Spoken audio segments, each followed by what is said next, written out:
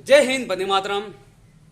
भैया अगर तू सक्सेस हो गईला तो तू हमारे मौसी के लड़का निकल जीबा, तू हमारे फुआ के लड़का निकल जीबा, तू हमारे मम्मा के लड़का निकल जीबा, तू हमार पर्सनल भाई निकल जीबा, तू हमारे रिश्तेदारी में के कोनो हितनाथ निकल जीबा। अगर सक्सेस हो गईला तो निकल जीबा।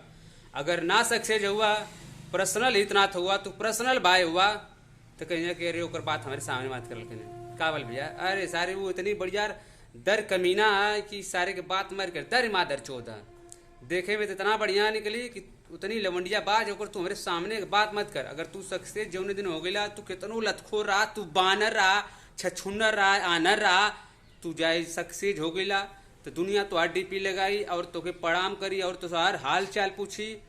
अगर तू बहुत बढ़िया पद पे हो गईला तो तुहार जात कबो जीवन में ना पूछी, बस कही कि रे भैया हमारे लड़किया शादी कर लेता तू बहुत बढ़िया लिखा हुआ। तो हमेशा तू स्टेटस अपन बनावल चाहत हुआ तो अपने आप पे फोकस करा। अपन ध्यान अगर अपने पे रखबा ना दुनिया तोरे पे ध्यान दे, नहीं तो फिर एक तरह तू रोज आवत रहा रोज जात रहा तो क्यों पूछी ना।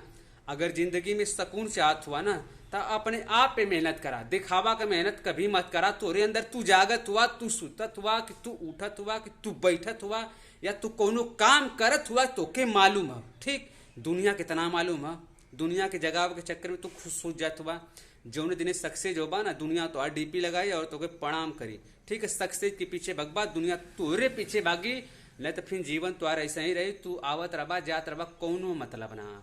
अगर तू आवाला समय में अगर तू कुछ करल चाहत हो तो अपने आप पे फोकस करा। जय हिंद।